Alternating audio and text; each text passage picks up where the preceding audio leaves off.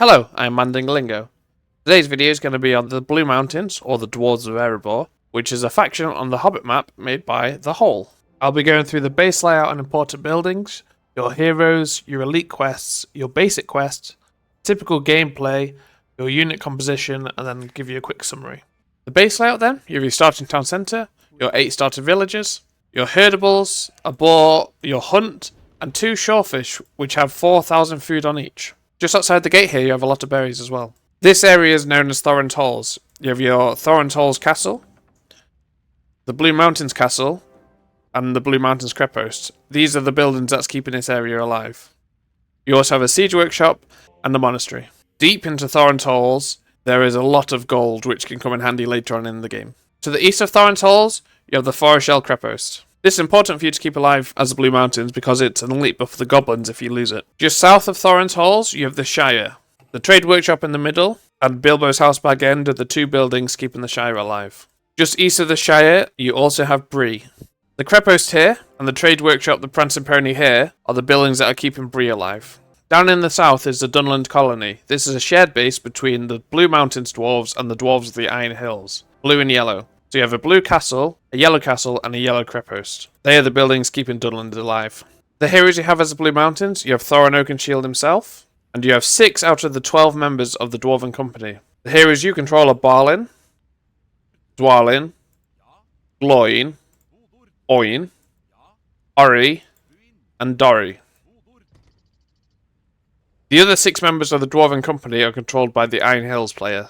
The elite quests that you have as the Blue Mountains: you have to kill the Goblin King, who's over here in Goblin Town. You have to kill Mount Graham, which is Purple's northern base here, the castle and the crepost. Another elite buff is that you have to kill the Mountain's Throat. That consists of the castle here, the Mountain's Throat, and the crepost here, the Black Crack. Also, if Azog dies, that will be another elite buff for you. But additionally, with killing Azog, Thorin himself also gets a buff. As with the evil side, the good side also has 2 global buffs that are available. The first one is killing Gundabad. Gundabad consists of the 2 castles here, the crepost, and the starting town centre.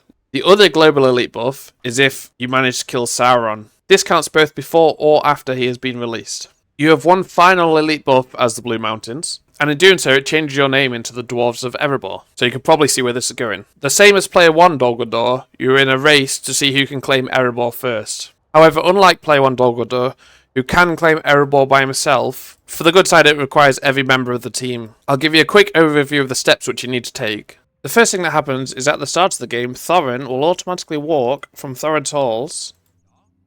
He will automatically walk down to Bree, where Gandalf is. Once he meets Gandalf here, Gandalf will be released and he can go around the map. From there, Thorin and Gandalf can come over to the Shire to wait with Bilbo. That's where they will stay until about minute 17 when the company is released.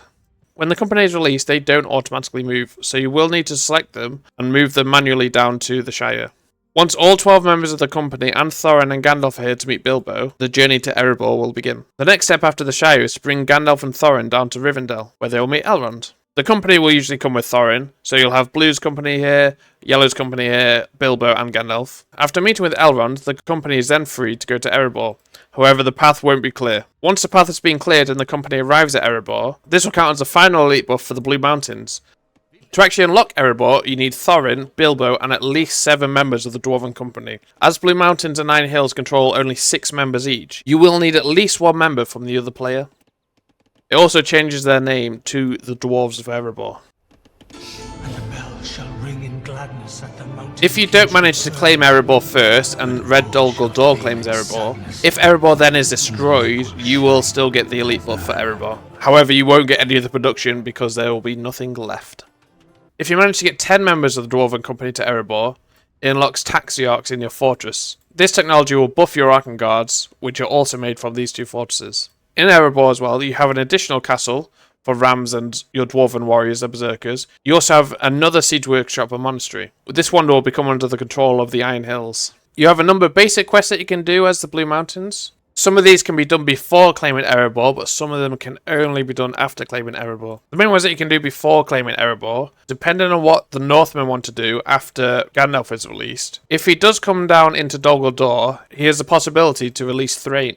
If Thrain is released, he will become under your control as the Blue Mountains. It's then your job to get Thrain all the way back up to the Blue Mountains Castle in Thorin's Halls, and if you do, you'll get access to the technology Burgundian Vineyards. Another one of the basic quests you can do before Erebor. If you put Balin down here in Dunland, in front of this monastery here, player 8 Iron Hills will gain an automatic spawn of Dwarven Throne Axemen. If Balin is stood here with 20 Dwarven Throne Axemen, they can be either Blue Mountains or Iron Hills Throne Axemen. Then it will give you the ability to unlock Bosgivia in your castles. That technology has been changed slightly in this scenario. It additionally gives your Dwarven Warriors, your Berserkers, splash damage. To unlock your own Dwarven Throne Axemen, you need to get 25 raises of enemy buildings. Arguably your most important quest that you can do that's not an elite quest is gaining control of a relic. The easiest one you can get as the Blue Mountains is the one behind Mount Graham. If you gain access to a relic and bring it back to your monastery, you will unlock Dragon Slayers, which is arguably your best unit that you can produce. The other one being the Arkenguards in Erebor. When you bring the company here to meet Elrond, you will also unlock Ferreters in your castle. That's the technology that gives infantry an additional 30 hit points. The final basic quest that you can do before Erebor, but still can be done after Erebor, is meeting Bjorn. Bringing Bilbo, Thorin and 7 members of the company here to Bjorn's house to meet with Bjorn will buff Bjorn himself. It's not a buff for you as the Blue Mountains, it is a buff to the Northmen. The basic quests that you can do after Erebor don't buff you, however they do buff your team, but your units are required for them. After Erebor, you need to bring Thorin to Mirkwood. Once in Mirkwood, the elves will need to bring Thranduil over, and the Northmen will need to bring Bard over. This will give a buff to the elves. That's about it for the basic quests. Your typical gameplay then as the Blue Mountains. In normal relaxed Discord games, player 5 is used for a newer or weaker player because it allows them to have a direct 1v1 with the goblins. However, as it was with the goblins, in a tournament game you will be vulnerable to a 2 or 3v1. Foreshell, for example, can come under fire from Dol Guldur Red here. He can make rams and infantry units from here. The goblins will play out of Goblin Tunnels and Mount Graham. And after the Tunnels quest,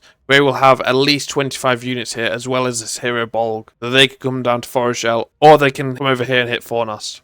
Fornost is a base that belongs to the Northmen, however, he is most likely going to be playing quite heavily on the other side of the map, so it is up to you, usually, to defend this. Normally barracks are placed here by you, and even in front. You want to achieve control over this area here. You want to come out with production buildings here and try to stop the goblins advancing towards you in Foreshell or the Northmen in Fornost. You also additionally need to be aware of this exit on the goblins base. You do have an outpost here at the start of the game to give you vision. However, it is recommended to wall this area off so the goblins can't sneak in. With the barrows being so close to your base in Dunland, either you or the Iron Hills could be asked to make rams to help with taking the barrows. Depending on what the team wants to do at the start of the game, you could either do a Tunnels rush, a Mount Graham rush, or an Angmar rush into Carn Dûm. If doing a Tunnels rush, the Northmen will play from both this side and the other side of the map to pincer maneuver the Goblins' tunnels. He can also help you push into Mount Graham or Carn Dûm Angmar. Something you need to be aware about with Dunland is if Azog's host isn't pushing into Dale, he could be massing units from Moria. From here he will come across the marshland here and he will attack Dunland.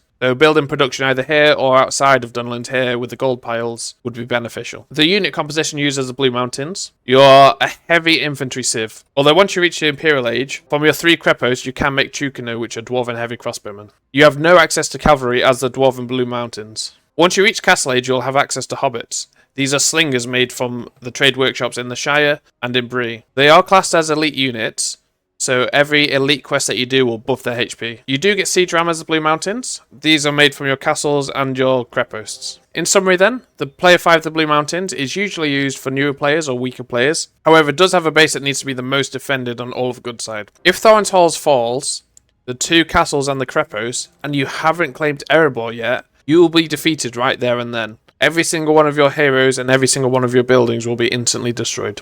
So no pressure. You're an infantry-only civilization unless you make weak archers or skirmishers, unless you have Chukanu. Getting a ball of Chukanu is very good for the Blue Mountains because it can counter the goblins' ball of snagger archers. You also have access to your hobbits, the slingers, which after the recent game update are quite good for killing enemy rams from behind your own walls. In the barracks you have hoplites, as well as eventually you will get heavy spearmen, and you also have access from Castle Age to Fire Lancer. This is a picture from Strong, a quick little overview of the quests and important locations. Feel free to pause and have a look at this.